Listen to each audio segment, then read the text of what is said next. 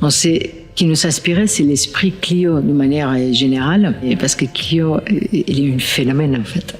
Il fallait aller très loin dans l'ambition esthétique et créer une Clio surprenante, étonnante et détonnante.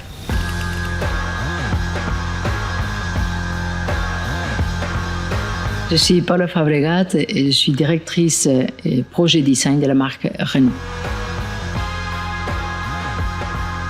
Alors déjà, avec 5 générations, Clio est devenue un monument historique. Donc elle est toujours la référence dans son segment. Et avec la 6e génération, on avait un double défi. On voulait que la Clio soit reconnaissable au premier coup d'œil, mais aussi, il fallait la réinventer et créer une rupture stylistique. Il fallait aller très loin dans l'ambition esthétique et créer une Clio surprenante, étonnante et détonnante. C'est un mélange des volumes très sensuels et très souples, avec des creux, des déliés, des galbes, des courbes. Cette langage s'inscrit parfaitement dans l'héritage de la marque Renault, une marque historiquement généreuse, empathique, je dirais même profondément humaniste.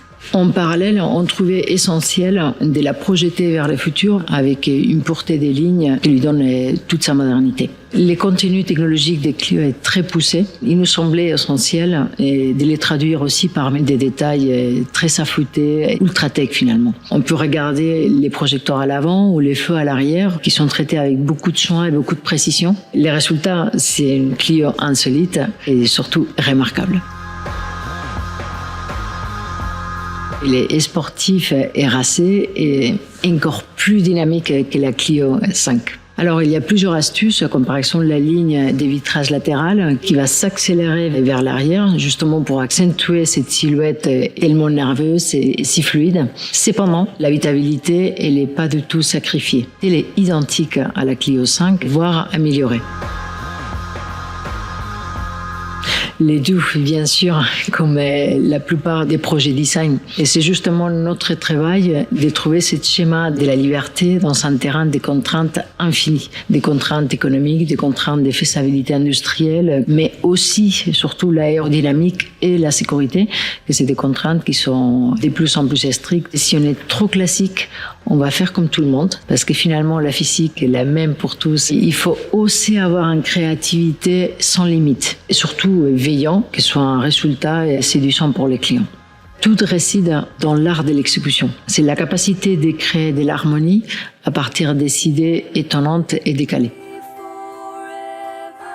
C'est un petit pourcentage d'héritage. On souhaitait que la Clio soit reconnaissable au premier coup d'œil. Clio, il a une petite morphologie très particulière, avec une assise, une posture qui ne ressemble pas à notre voiture. Et c'était essentiel, justement, de garder cet ADN. Et cela passe par le respect des proportions, l'équilibre des masses, l'épaisseur du capot et les dessins de la cabine.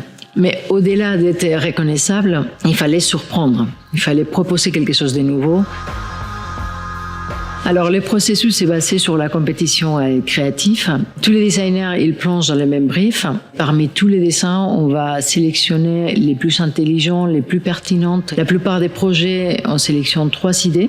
Donc, ces idées extraordinaires, ils vont passer par la moulinette de la faisabilité. Et donc, il y aura des idées qui vont disparaître en schéma. Tout commence par les croquis. Ensuite, on va passer au 3D, à la digitalisation, et qui va nous amener à des maquettes grandeur nature. Avec cette itération entre les physiques et les digitales, on va affiner ces dessins, évidemment, travaillant avec nos collègues de l'ingénierie, avec nos fournisseurs, et finalement, arriver à la voiture qu'on présente aujourd'hui. En termes de délai, quand je suis arrivée dans cette entreprise, ça fait déjà 25 ans, les projets étaient de 4 ans. Ensuite, on a passé à 300 et actuellement, on arrive à les faire en 12 ans. C'est la preuve de cette constante évolution et amélioration des processus qui gagnent en efficacité. C'est assez intéressant parce que Clio en soi, c'est une mousse pour nous. On sait qui nous inspirait, c'est l'esprit Clio de manière générale.